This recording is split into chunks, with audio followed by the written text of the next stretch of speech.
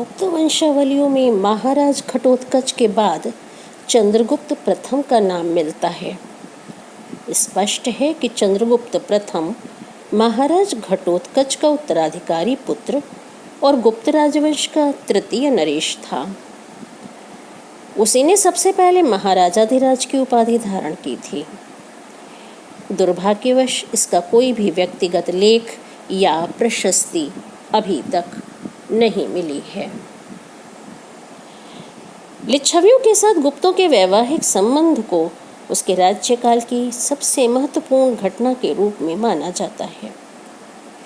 हेमचंद्र राय चौधरी का मत है कि जिस तरह हरियंक वंशी बिंबिसार ने लिच्छवी कन्या चेलना के साथ विवाह कर प्रथम मगध साम्राज्य की नींव डाली थी, उसी प्रकार चंद्रगुप्त प्रथम ने लिच्छवी राजकन्या कुमारदेवी के साथ विवाह द्वारा द्वितीय मगध साम्राज्य की स्थापना की थी।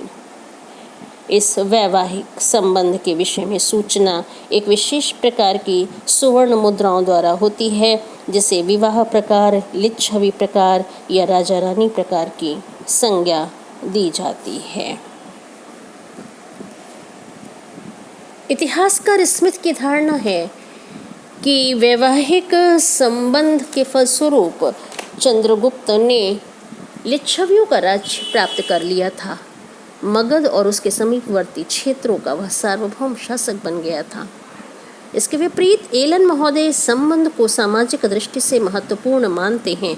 उनके अनुसार लिच्छवियों की सामाजिक कुलीनता के कारण ही गुप्तों को लिच्छवी रक्त पर गर्व था, लेकिन उनका यह मत तर्क संगत नहीं लगता, क्योंकि तत्कालीन समाज में लिच्छवियों की प्रतिष्ठा अच्छी नहीं थी। मनुस्मृति स्पष्टतः उन्हें व्रात्य कहते हैं। अतः गुप्त लिच्छवी संबंध सामाजिक दृष्टि की अपेक्षा राजनीतिक दृष्टि से अधिक महत्वपूर्ण जान पड़ता है।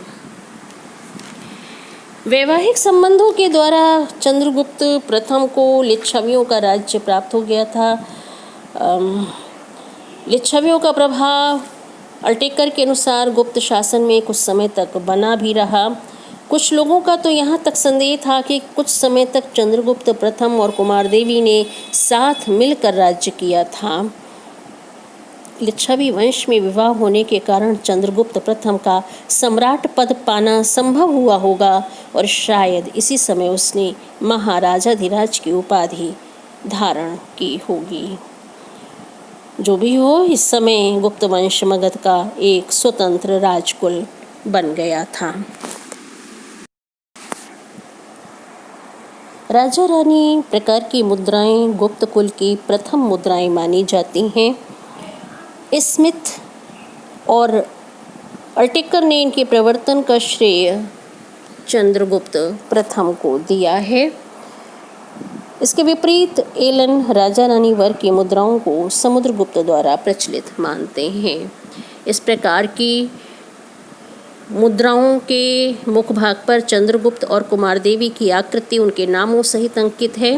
राजा रानी को अंगूठी या सिंदूरदानी या कंकण जैसी कोई वस्तु समर्पित करते प्रदर्शित है, जबकि पृष्ठभाग पर सिंहवाहिनी देवी की आकृति और ब्राह्मी लिपि में मुद्रा लेख लिच्छव्य उत्कीर्ण है। एलन महोदय ने इन सिक्कों को स्मारक सिक्के मानते हुए इनके प्रचलन का श्रेय समुद्रगुप्त को प्रदान किया और उनके अनुसार माता पिता के विवाह की स्मृति में समुद्रगुप्त ने इन सिक्कों को ढलवाया था, जबकि अल्टेकर का विचार है कि कुमारदेवी लिच्छवी राज्य की शासिका थीं। इन मुद्राओं के ऊपर लिच्छांकन उनके आग्रह से ही किया गया था। ऐसा प्रतीत होता है कि लिच्छवियों ने इस समय तक राजतंत्रात्मक व्यवस्था ग्रहण कर ली थी।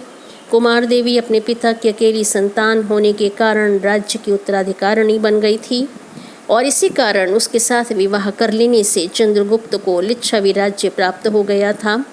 कुछ समय तक चंद्रगुप्त और कुमारदेवी दोनों ने साथ साथ शासन किया हो और इस प्रकार की मुद्राएं गुप्त और लिच्छवी दोनों ही राज्यों में प्रचलित करवाने के लिए ढलवाई गई रही हों। फिलहाल राजा रानी प्रकार की मुद्राएं गुप्त कुल की प्रथम स्वर्ण मुद्राएं मानी जाती हैं।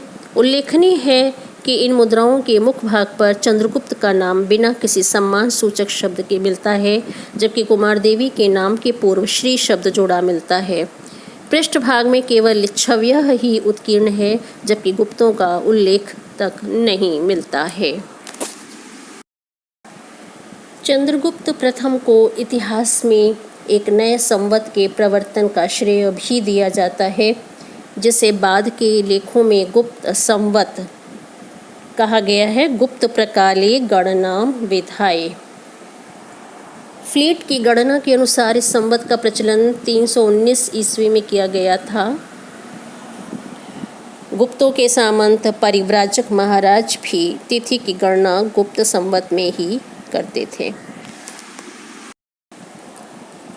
जहाँ तक चंद्रगुप्त प्रथम की विजयों का प्रश्न है, वायु पुराण में किसी गुप्त राजा की साम्राज्य सीमा का वर्णन करते हुए कहा गया है कि गुप्त वंश के लोग गंगा के किनारे प्रयाग तक साकित और मगध के प्रदेशों पर शासन करेंगे।